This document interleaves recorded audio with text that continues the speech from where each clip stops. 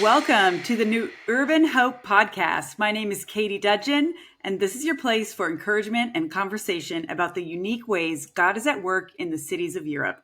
We are so glad you joined us today, and we are so excited about our guest. Yes, great to have you with us today. Hello, everyone. Our guest today is Piet Bringsma from Amsterdam. Welcome, Piet. So good to be with you. Thank you for having me this afternoon. Yeah, Piet, you are a city leader, a networker, a pastor. You are internationally networked. And you wrote your doctoral thesis on the transformation of the city. That's right, That's correct? Right. Yes, on the transformation of Amsterdam, to be sure. Great. So we have a real expert here. You also have experience in the marketplace, and you are a theologian. You know both perspectives. Yes. And you worked as a national leader of the Foursquare Church in the Netherlands. Yes, that's right. So let us hear more of your story. How did your relationship to the city's topic start? How did it all develop with thinking about the theology of the city or transformation of the city from a Christian perspective? Maybe it's good to start with your own faith journey. How did that begin? Yeah, great question. My faith journey began when I was 14 years old. I was a teenager in a family that went to the traditional Reformed church here in Holland. So I knew faith, but it was a formal faith, traditional, not a personal relationship with Christ. And when I just decided just to leave the church because it did not speak to me, I encountered a teacher on my high school who was the first person I met that his relationship with Christ meant everything to him. It spoke in every part of his being. And so whatever we discussed or did, he always connected it to his faith. So it was very intriguing for me because that he lived out the faith that I knew, but I never realized that you could live like that. And he brought me to faith together with half of my class, the high school class. So there was starting of a youth movement. And I became a leader actually within a year of that movement with my wife.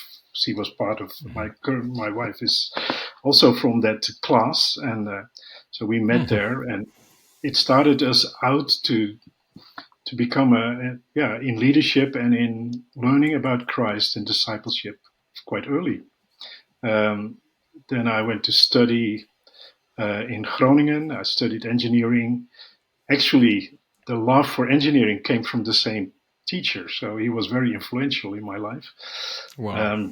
So that's a word to say about mentoring others. And then, so from there... Can I stop you right there? Say, did he encourage you to have a profession and a professional degree for any certain reasons? And why did he not encourage you to go into ministry full time? Well, actually, he was only with us for 2 years. So when I was 16 years old, he married and moved away, and he gave the youth ministry to us. So he only gave very foundational teaching to us. So I was not in the age to think about ministry, although he encouraged me to go into engineering and to electronics and information technology. So we had never a conversation about ministry as a full-time engagement. Mm-hmm. And then how did it continue? How did you end up in Amsterdam? And actually, the calling of Amsterdam, I lived in Groningen in the north of Holland. My wife is from Hoorn. That's a city 30 kilometers north of Amsterdam. I have lived in Hoorn, so it was very logical for us to settle there. We had a good church there. But we felt both a calling to Amsterdam. My personal calling was when I drove in with a train into Amsterdam once for a ministry time, used with a mission. God spoke to me when I entered a crossed the border of the city, and it fell into my heart, this is your city, I call you to this city. And that was all. So when I talked about that with my friends, I had no story, so I kind of forgot it. But when I met my wife, we dated and we talked about the future. She had a dream about Amsterdam. So based on those two small, kinds of revelation or calling, we decided to seek a house in Amsterdam. By a miracle, Wow. we got a house, and we had no clue what that calling meant, but we felt we needed to be in Amsterdam. So that was the beginning of the whole story here in Amsterdam. So when we got a house, we got married, and we started living here. First 2 years, we attended churches outside Amsterdam. And then we find if we want to explore our calling, we need to at least be part of a church in Amsterdam. So, Yeah. and that's. But your house is in the city Yes, center, or yeah. It was in the west, in the old town, and we moved to the north here. I live in Amsterdam North. That's where I pastor. And when I moved here, I met a boy, as a young man, and he told me that there was a new house church near us, and we just decided to find a church. So said, let's find out. So we wanted to sit on the back row, but there was no back row. It was just a small house church. And long story short, I became the pastor of that house church, and I'm still pastoring that church. So that church was a church plant. We call it a spontaneous church plant. It was in time that church planting books were not out there. It was just something that started, and we reached out to the neighborhood, and we started with a small fellowship of believers, and I'm still pastoring that church, but it's not a house church anymore. So that's okay. What kind of church is it today? Today it's I call it an urban church. It's a church that's in the north. It's very specific. It's a poorer area of the city. It's socially low majority, although now it's becoming very hip and trendy. So it's very interesting. But so we after a while, after a period of time, we really focused on 2 neighborhoods, and I will explain later more in my story, I guess. So we are a church that has people from neighborhoods, and we engage in neighborhoods. So we have the people of the north with us. So it's really it's very a great transition of people. People come, be with us for a couple of years, then move on, because this is not a place traditionally where families were staying long. If you got a job and a good salary, you moved on. And there was no university or whatever. So young people also tend to move away. So we have a lot of people passing through our church. So we are, and it's the least churched area of Amsterdam. So it's very secular, a large Muslim area is it. So there's less than 1% Christians here. So that makes us nominally probably larger numbers, but you mean confessing Christians, or what? Yes, What is this? well, connecting to a church in some form. Okay. Yeah, so not there's more percentage if you look at what's in the registers of the Catholic Church and in the traditional church. There's more, but people that actually go to church regularly, it's less than 1%. So, and we have a lot of broken people and a lot of low income people, but we love them, and it's great to have them, because that's where God placed us. What do you mean by broken people? Well, there's a lot of in this neighborhood. It was when I moved there 30 years ago. It was known as a high percentage of suicide and depression and things like that. So there was an area where well-being was not very high. There's a correlation I found out later in my studies that between people that feel on the lower end of the spectrum, if they feel less privileged. Also, the problems like society problems, well-being problems, identity problems, depression, suicide, pregnancies of teenage pregnancies. These numbers go up. So we had a high level of all of that, and also the physical health. People are poorer; their physical health is generally lower.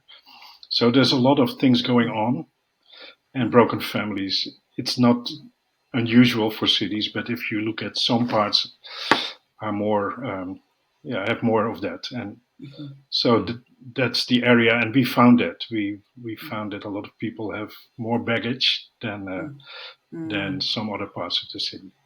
Yeah. Let's stick to your biography. Still, let's come back to your profession as an engineer. You worked Yeah. in So a when company we, and did your pastoring beside that. yes. So when we moved here to Amsterdam, that was 2 years before I became a pastor of this house church. I got a job in industrial and automation. I was a ICT research manager in that company, and later on I moved to other companies in the industrial automation. Later also in telecommunications and other things. But so that was my work field. Um, and then I started to pastor this house church. That was just in the evenings and the weekends. And when the church grew, I tried to become more part-time working, which was very hard in my profession at that time. Now it's very normal to work part-time, but so that was one of the reasons that I was looking for a new job to work part-time, and it was again very hard. So I met a manager in our company that wanted to do a buyout, so start his own company, and he asked me to join him as a manager in that company. And he offered me a part-time job as a manager, which I said yes, that's the Lord. But when I went into that company, I found out in 2 weeks that this company was not morally acceptable for me. Things going on were not financially not okay, and also the way they treated stakeholders and personnel was really not okay. So I drove back home once and I said to the Lord, I prayed for this. Now you gave me a job, but I cannot work here. This is not right. And then I felt in the praying in the car, the Lord speaking to me to be a Daniel in that company, like a Daniel who served under Nebuchadnezzar in a very ungodly environment. So I said yes. So I said to my other managers and colleagues, well, I'm dedicated. I will work here. I'll serve you. There's certain things that I will not be part of because of my principles, my faith. I did not preach at them. I did not do any, but I tried to live a kingdom life, and I saw Lord move several times when I was confronted by things that I could not be part of. And to make a long story short, that in 5 years' time, this company really turned around and became one of the almost award-winning companies in terms of integrity and social well-being and personnel treatment. So there was a total transformation of that company. Wow. And so that was a really learning school for me, for to never fear darkness, but to be a light, and to really realize that I'm an ambassador of the kingdom of Jesus. I carry something that will make a difference, and it's stronger than darkness. If you know where you're called, I don't say that you have to accept every situation and go into every corrupt or dark place, but if God calls you, He needs ambassadors. So that's one of my experiences in the workplace. So I really loved and enjoyed being first, when I was starting my career, I was very anxious and a little bit nervous to share my faith with my colleagues. I had a Bible present, and I thought you had to talk about the Bible and preach, and that's not very acceptable. So it's like really. So later on, I felt I am Christ for them. I'm reflecting Christ. So let's and prayer. Prayer is, I prayed every day for my workplace, and later on I felt what I'm in my church as a pastor or a leader, I am the same person in the workplace. So I try to live out my calling, my leadership, and my pastoral calling in my workplace, and God used that. So it be far beyond my reach. I mean, this transformation of the company was not because of me. It was. I mean, I had my share in some things, but it was far beyond. Yeah. And Are you still connected with that company? No, it has been sold, and it's not there anymore. So it's integrated in a very big club, other company. But I have some colleagues I'm still in touch with. Yeah. And then I moved on to other companies. Sorry. Go ahead.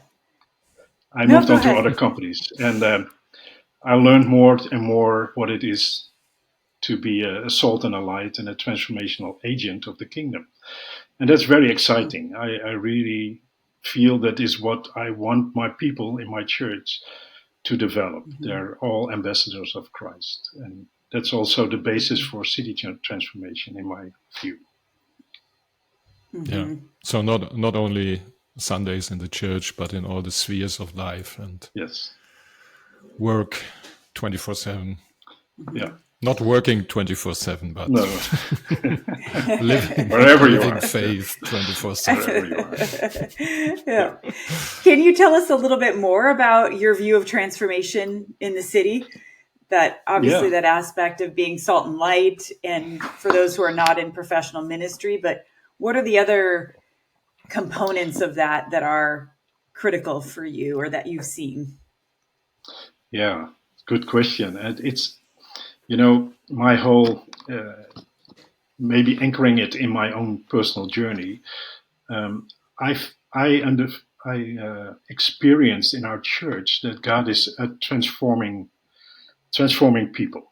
He is transforming people. When people come to Christ, something will change in their life. Hopefully, that's the idea, and we have faith for that. So when people came to my church, broken or not, everyone's broken, by the way. So we preach and we work on transformation. We expect it, and that's what the Holy Spirit does when you're in the presence of the Lord, under His Word, in the community of Christ. You will change. So my vision of my calling was that God brought in people to our church, and we ministered and expected change to happen, and celebrated that. And I felt really good about that. Then, when becoming a national leader of a Foursquare movement here, I also was feeling that God gave me an assignment to train leaders and to help the vision of planting churches, which is also very important, just the expansion of the kingdom. But when like 10 years ago, I felt that was not enough. We should also, or maybe pose it as a question, because it was a question in my heart that stirred up. What can the kingdom of God really mean in a city like Amsterdam in my lifetime? Can we expect that the gospel is a changing agent in a city, and in my case, in Amsterdam? And that there was a question or a quest that came into my heart. I think that was the Holy Spirit at that time. Really not satisfying by just being a church, a transformational church for the people that came, but what can the kingdom of God mean in a city like us, like Amsterdam? And what I felt in my heart was a rising faith that the answer is yes, but the question is how.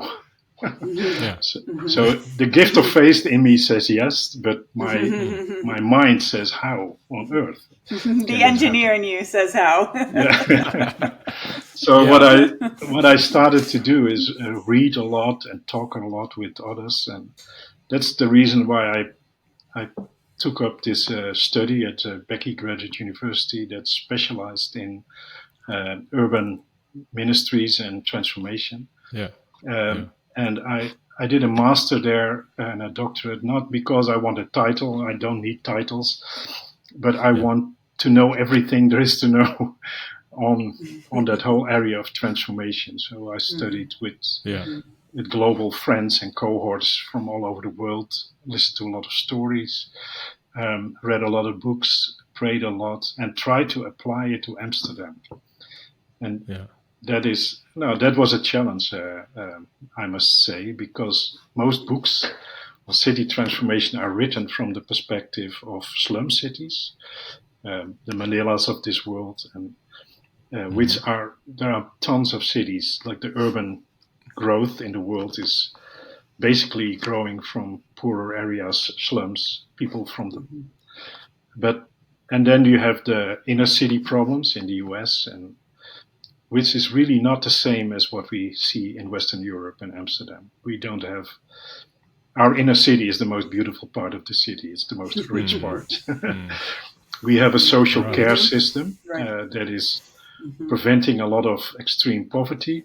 We have a lot of the government is involved in well-being. There's a lot of things that are different. So brokenness in Amsterdam and is at a total different scale. It's not in your face. It's more behind the door.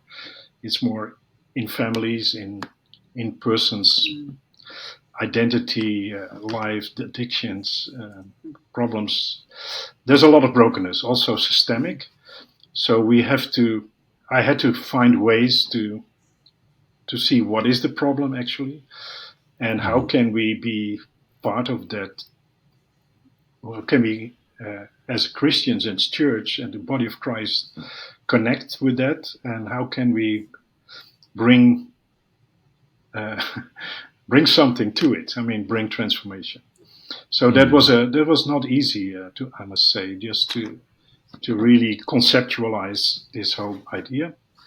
And then we live in a very secular city, and Amsterdam is a worldview city. We create new worldviews and ideas. A lot of things in the Western secular culture are birthed here in Amsterdam and other cities.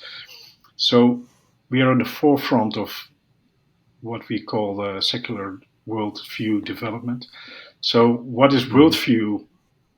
How can we transform worldviews? That's also a question, because people are under this cloud of secularism and individualism and authenticity and things like that. So we had to study the culture, study the realities, and try to see how can we enter that with faith, with hope, with love from the King.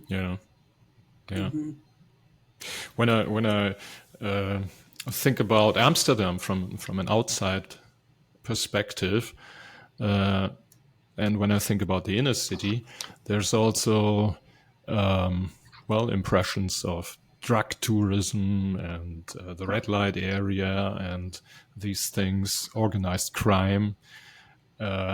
So maybe it's also a mixed atmosphere then when you look at the city center, but certainly very upscale housing and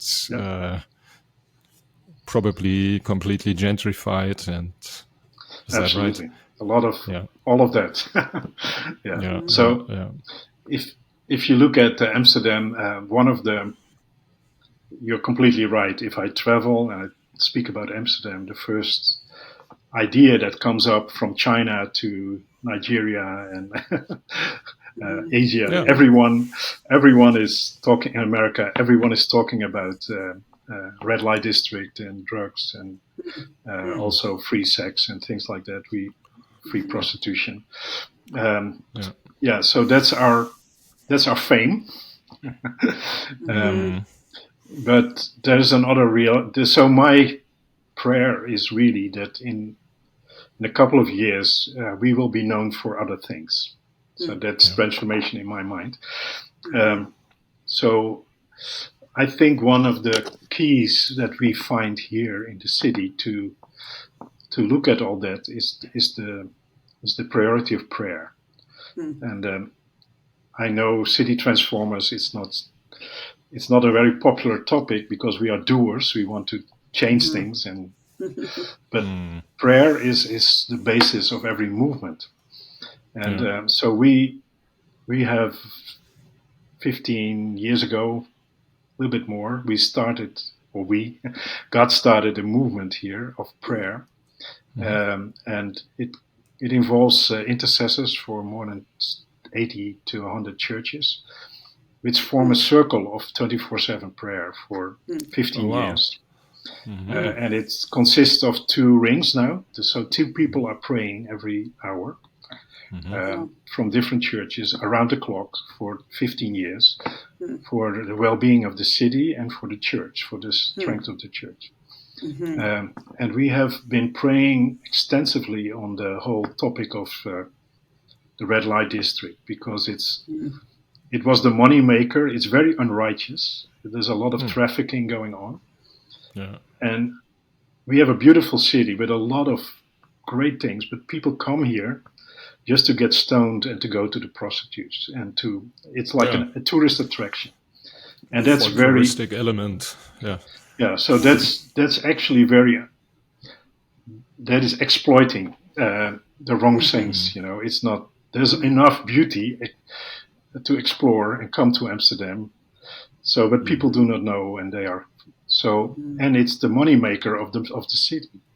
So we have been praying for over 20 years for a change, and interesting things happen.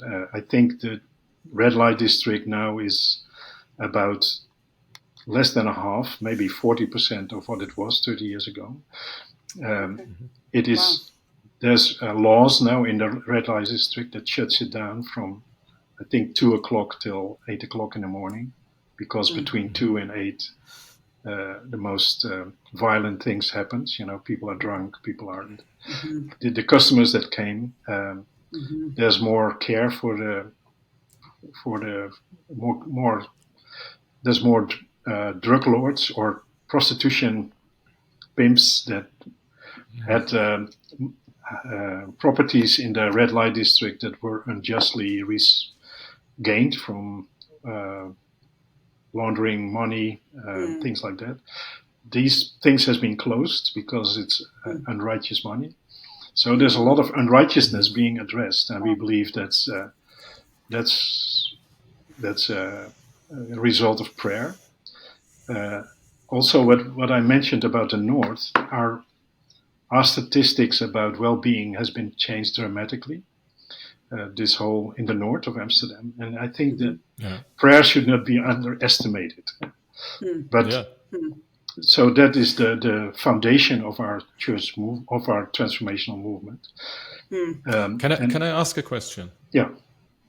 Just concerning your example of your neighborhood, where you lived for how many years now? I live here for 27 years now in this neighborhood. Yeah. And okay, and you said well-being improved, etc. How do you measure this? What does it mean? We experience a lot of gentrification in poorer areas or socially challenging areas, but it's not always for the good. How do you define it? No, and I don't say that everything that's happening here is for the good, Rainer. You're absolutely true. But what I see is actually, if you look at Amsterdam North as a city area, one of the 7 boroughs, the reputation was hopelessness, and it was depression, and it was so. And that's a spiritual dimension. So there was people that lived here. If you talked about making plans, there was always this idea that it will fail. There will never come anything good. So there was suppression or oppression. So we prayed against that because it's like a cloud on every organization. Now it's there's a lot of things changed, and one of the things is the optimism. It's great to be in Amsterdam North now. That has a spiritual dimension, and there's also elements of gentrification, and there's a lot of young people, new people coming to our city, artists and restaurants. So that's more life, I could say, and there's less what you say, depression and suicide, and those figures went down. Loneliness is getting up, so there's a lot to do still. So it's always a mixed bag. In the whole of the city, probably, huh? Yes. It's not. Yeah. So in our research, so we do. I did personally, but we do research in the city. And one of the number one problem in Amsterdam is loneliness, by far. Yeah. So we have 52% of the people in a not a surface but a really deep research of the city hall acknowledge that they suffer from loneliness. 52% of the people, and 16% 3 years ago. 16% suffered from severe loneliness. That means we call it sick-making loneliness. It's like that people feel that they cannot function well because of loneliness. That's the level. This 16% has been growing in 4 years from 9 to 16, or for 5 years, from 9 to 16. So it's a trend. And one of the things that I try to so that's a trend that needs to be changed, because that's and that has to do with, we are a rich city, we have a lot of good things, but this is a brokenness that's behind the walls. It's in all ages, it's in all income levels, not equally, but people are there. And especially here in the north, the southeast, and the west, people are severely lonely. So we need to address that as kingdom transformation people, and that is a challenge. So one of our points, another point is what we call lostness. Only 3.5% of the people are connected to a church in Amsterdam. So 97% have no. I will not say they don't have no faith, but they're not connected to the community of Christ. And there's also a brokenness, because of Christ is the source. So in trying to set goals together, we try to encourage churches to look at what can you do in making the new disciples. And actually, we found out if all the churches in Amsterdam would only have 5 new disciples per year, this trend in 5 years, this trend from 70 years of secularization and decreasing numbers in the church will be going from 3 to 5% up. So wow. The whole thing is you can plant a big church with 10,000 people. It will not do the job. But if every church makes 5 disciples per year, then we do the job together. So what if we can do that? And what if every church has some kind of thing that they take on in prayer and in activity to connect people in their neighborhood with other people and with the church community? What would happen? And I think we could reverse the 2 big trends of lostness and systemic brokenness of loneliness. And never claim that we have done it, because there's other other parties in the city always also working on loneliness. We will never own it, but we will be a strong partner in this change because it needs to change. Wow.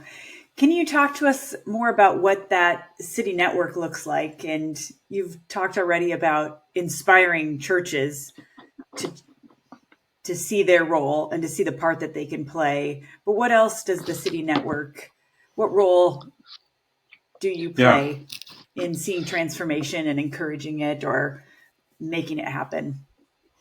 Yeah, that's a great question, and it's every city movement has its own form and genesis. So this is our story. Actually, what you see is God. I think the start was this prayer movement with us, where we are connected in prayer, and that was a gift. It was led by a Chinese woman that came to Holland to plant a church, but she planted a prayer movement instead. And she had grace to gather people from all churches. Wow. And she was a prayer general. She was really strong in get it going and in discipling intercessors. So we were, but also see through that prayer network, we as pastors were connected. Some pastors was engaged personally in prayer, but also she invited all the pastors of churches that he was involved in her network once a year for a meeting and a meal. So we had connections. And out of that connection with other pastors, a desire was birthed by one of our leaders that called together a group of, I think, 10 leaders. And he said, I think what God is asking from us as leaders is to step up from our local level and to start thinking about how to create a leadership of serving the church at a city level, which was a very challenging idea. And his example was, he says, there's so many churches, but there is no infrastructure beyond the local level. I mean, if you want to organize, he tried to organize a conference for all the churches in the city. He says, it took me half a year to connect to like 10, 15 pastors to really speak to them and to help them see my vision, to trust me. So it took me half a year just to organize a conference, which I paid for. So what if something seriously needs to be done in our city? That was his case. And then we started to pray and think, and we felt based on this prayer, God calls us as leaders to act on behalf of the city and to organize. So we discussed this for like an apostolic council or a council of leaders that were representing and stimulating the church in the city. And it was very hard to start because there's nobody appoints you. How can be appointed? Who are we? So I said to them, let's just start with 8 people. So we started to pray together, talk together every month, half a day, just to get to learn to know each other. And then we started to organize fellowship things and also summits to cast a kingdom vision for the city. Just say, well, what if the kingdom of God can do if the body of Christ is mobilized for the city?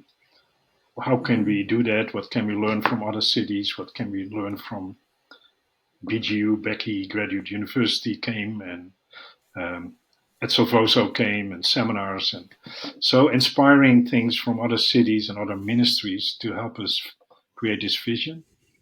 And then we also were thinking about connecting.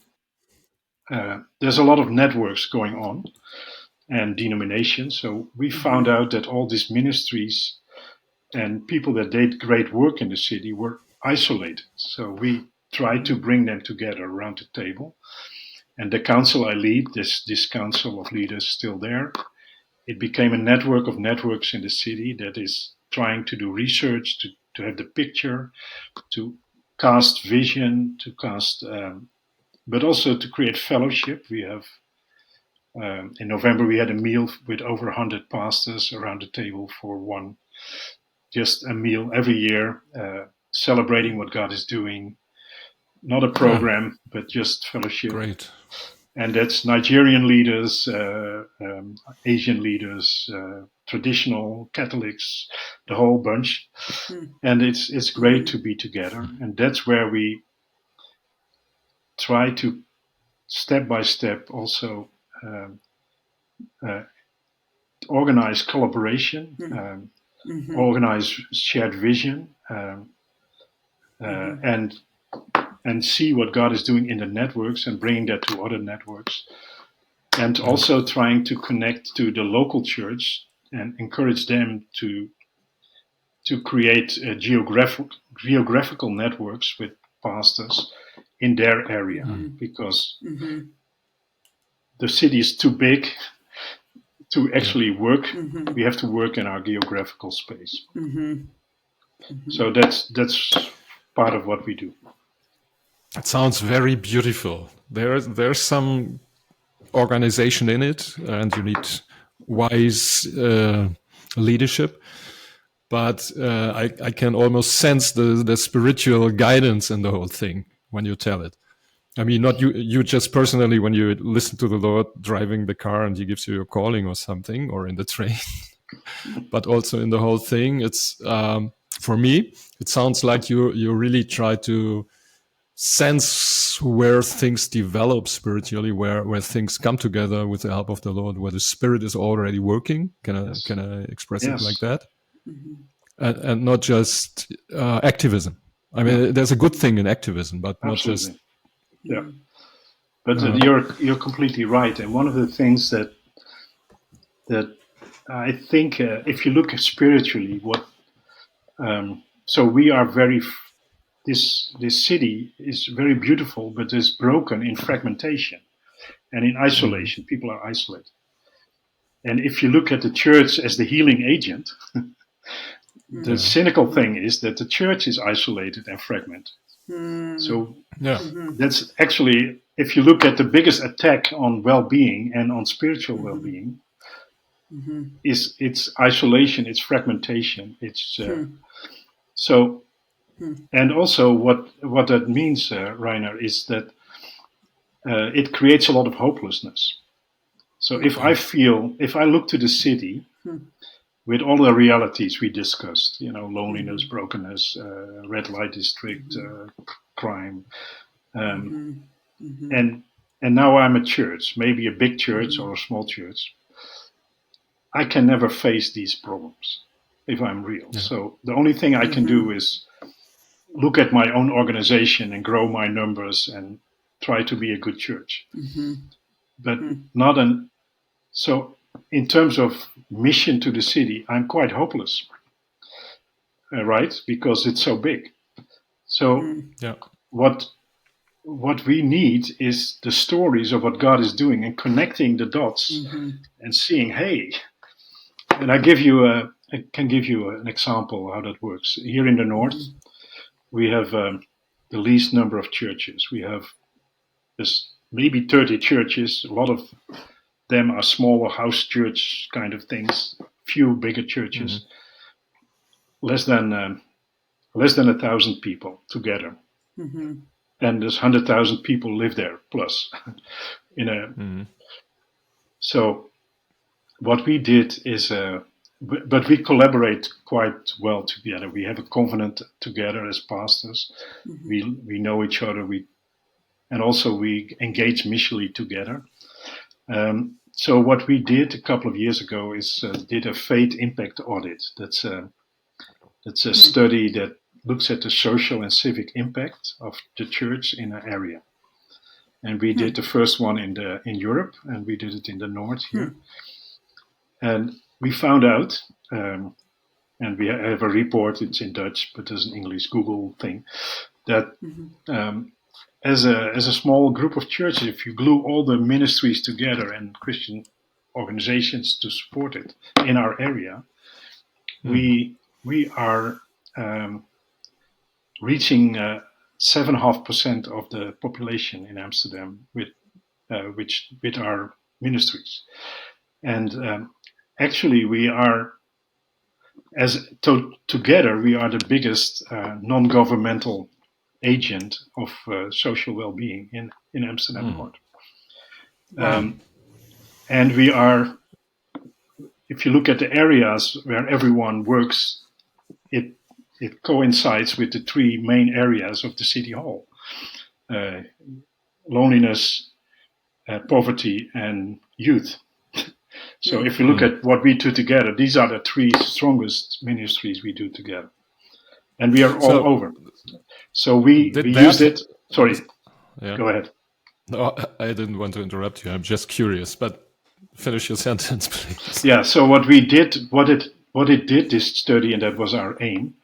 It did two things. That now we became a serious partner of the city hall, because that's what I wanted to ask. So we presented it at City Hall, and it was in a civic network of City Hall. That's where all the social workers, the police, the fire brigades, and the city workers are together in a network, and also faith leaders. We presented there, and actually it was they were surprised that it was so high. And we are now in the agenda setting committee of that network, so we can put things on the agenda there. And the second thing it did, just to understand, the city council is a kind of address now for the secular realm, for the mayor or whatever city government. It's the fragmented church landscape now has a house number or a telephone number. Yes. Is that right? Yeah. Okay. Yeah. So we know. So that's why city movements are important, that we can represent to the government, to other stakeholders, the church. But then we and this study helped us to have one representative of the church in this organizing network in the Agenda City Committee. And it's the City Hall of Amsterdam. Is in every borough there is a council, and that's actually the chairman of the council is like a mayor for that part, and that's where we engage in that council, and they now really work with us. So we recently had a invitation, and we were invited, all the pastors, also imams and other priests and others, to do a presentation for 5 minutes, PowerPoint, before the chairman and other members of the council here, to present our church, who we are, where our location, but also where we minister. So a PowerPoint. So we all had a PowerPoint and a conversation. It was based after this research. They wanted to know where you are, who are you. It's an invitation from them to us, but you need to bring it together, the picture of hope. And it was also very encouraging for the church members, because they think, I'm in a small church in a big city. There's almost no Christians. We do small things in our neighborhood. What does it matter? You know that feeling? It's not encouraging. So the enemy wants to steal our hope. And if the hope is stolen, if you have no hope, you have no kingdom impact. So hope is very important. So that's why stories of hope, and this podcast is so important, just to share stories. And to learn inspiration, and also to learn, because I think Amsterdam is a kind of inspiring model here, and it's not there are not so many cities who are that far in this respect. And on the other side, I must say, Katie and Reiner, that this is, I'm in the middle of this, so I see it very clearly. A lot of people see only the fringes, and it's 2 steps forward, 1 backward. It's really, it's not only success, it's hard work. But we see what we see, and that's one of the things that I'm really celebrating, is like a humbleness that we need each other. Yeah. And that maybe has to do with the reality that we cannot do it ourselves. We have to use each other. And there's a real, in many leaders, there's an attitude, I want to share what God does, but I want to learn from you. And that's beyond the denominational lines. And so we, Pentecostals, do seminars on prophetic work in the Protestant church. We do, we learn from city to city, our Reformed churches and pioneers, ways to pioneer and use neighborhood involvement. We learn from ministries that do work among refugees. So we learn from each other, and we use and connect each other, because many ministries were not known by pastors. So we all do our own thing. But when we become more generous to each other, we can support and celebrate each other's victory, and also use each other's gifts. And that's what we aim for. You know, as I've been listening to you talk about city transformation and networks of churches and pastors, it seems really critical how the role of a local pastor in their church, in either allowing their church to be involved or casting a vision for what that looks like in local transformation or city transformation. What's your perspective on the significance of a local pastor, number one? And also, what's the significance of those who aren't in that position, where they maybe want to be involved, but are not in that position or role as a Christian, as a leader? Great question. And I think the role of the pastors is critical. I think when we want to grow this vision, we have to, this vision has to be at 3 levels. At the level of individuals, people in the church feeling that they are missional disciples, they are city changers. So I always say the Trojan horse of city transformation is people in the local churches, everyone being an ambassador of Christ wherever they go. That's where we are in the trenches, in the businesses, in the neighborhoods. So if you understand your discipleship also includes your impact as a city changer, that's very important. It's important to have networks and to have an ecosystem, we call it. But the middle level is the community, is the church. So if you can help the pastors to understand the vision that their community is an agent of the kingdom, and help them to disciple their people not only as good Christians, but as transformational people, and to have the vision to connect to others like-minded, then we have all 3 levels covered. So actually what I think, and one of our ministries is offering learning communities to leaders of churches, pastors and elders and teams, just to go into a 9-month cohort to just understand what it is to be a missional community, and to raise up missional people, and to be connected to an ecosystem. And I think that is they are gatekeepers in a way, but also they are vision casters.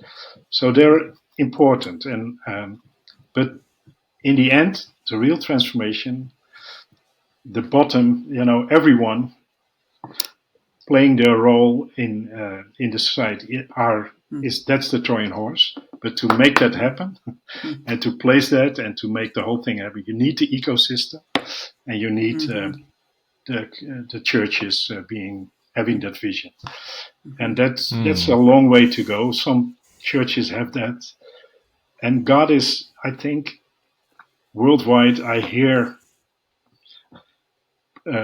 change in church vision from church focused inside, let's grow a big church, to grow an impactful church or a kingdom church. And that, I think that is what the Spirit is doing in the world. We are collaborating with that and trying to stimulate that and give examples. Learn together, what does it mean for me and my church. But to change a church is very difficult. I mean, it's hard work, but it's very critical. It's so inspiring what you're telling us here from Amsterdam, and my head works, and I think, what can I take with me also for the Berlin situation, but also what can we take with us for other cities? One question that still is in my mind: how do you deal with the theological differences? How do you really train people then, first pastors maybe, I don't know, but then in the local churches to really become city changers? There are so many theological convictions in the churches which seem to contradict to this vision. Maybe it's your reformed background, which makes it easier. I don't know, but help me with that, please. Yeah, well, it's interesting, Rainer. When I did my doctoral research here in the city, I had a questionnaire for. I was curious what the vision of leaders was on the city and like this whole kingdom thing. So I used the model of Tim Keller on city ecosystems, and he says at the core there should be a kingdom, like a contextualized kingdom vision. And then the second ring is disciple making and church planting, and then there should be relevant ministries to all kinds of things. And so I did research on all those three areas. So this kingdom vision, I did a survey, I think on 90 leaders in the city. So both church leaders as ministry leaders. And actually I was surprised that there was quite a lot of alignment to this kingdom city vision already. Maybe not fully developed, but the percentage of church leaders that were saying, well, I have no my theology does not touch the city at all. I just believe the kingdom will come when Jesus comes, and we are here to be pure or to be whatever. Yeah. That was a minority. I think less than 1/3, and there was some, but the majority was in a theological vision that you can work with in this matter. Okay. So that was already a surprise. And secondly, so one of our networks is a network of about 30 churches, and 15 of the pastors are working out together for 2 years, monthly, to try to understand the culture and to understand the gospel and contextualize the gospel. And the reason is they had a traditional Reformed Calvinistic gospel, and they tried to engage in the city here and were very missional, but when they tried to explain the gospel, they could not connect to the secular people because of their. So we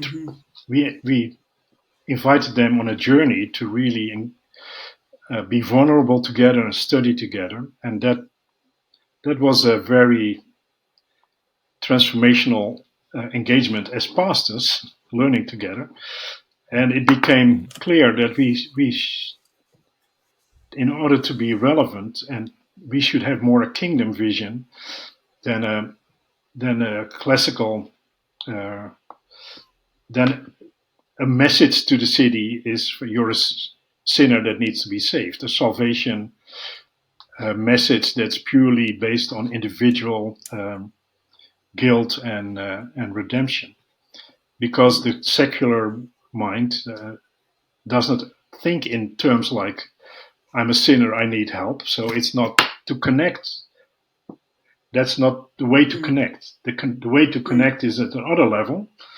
So we can come to the salvation is the core of our theology, but salvation is that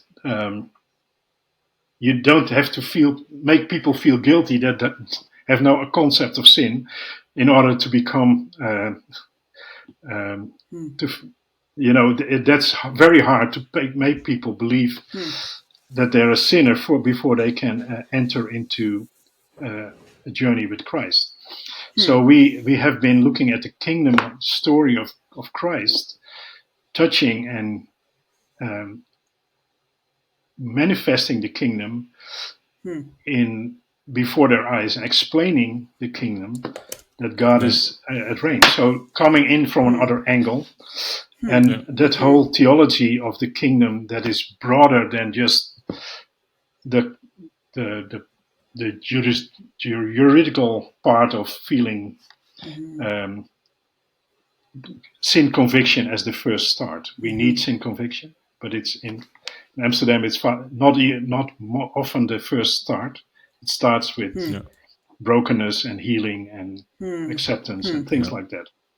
So that was a journey we are on, and that helps us to shape a kingdom thinking together that's really addressing the needs of the city and the people in the city.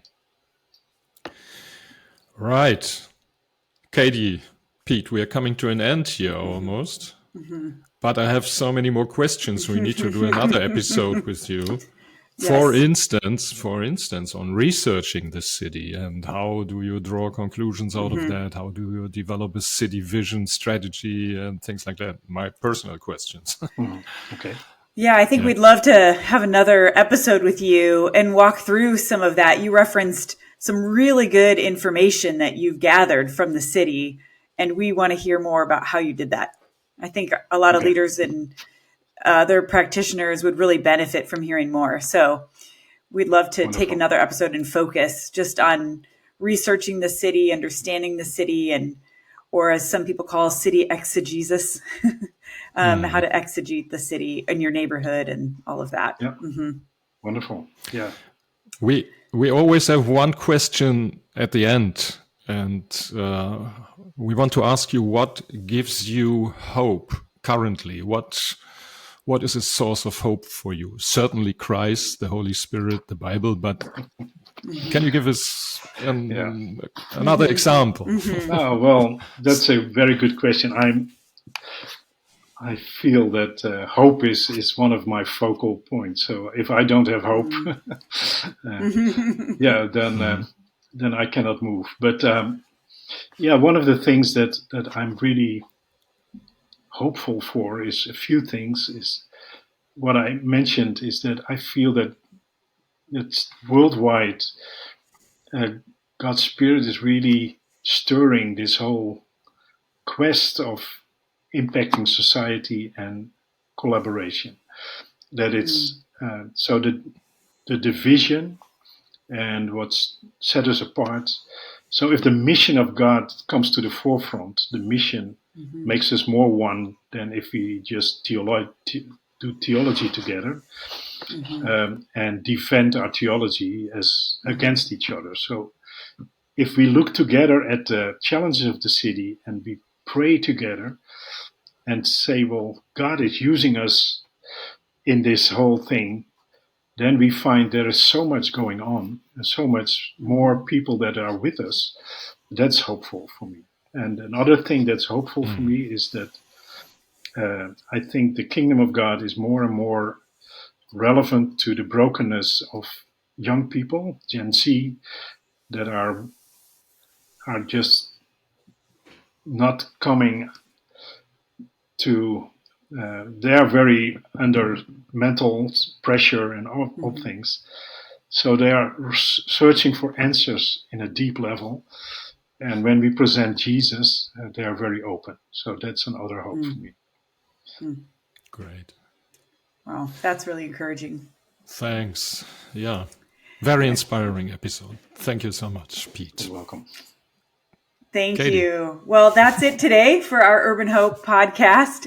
You can find this episode and other episodes wherever you get your podcasts, as well as at urbanhope.eu.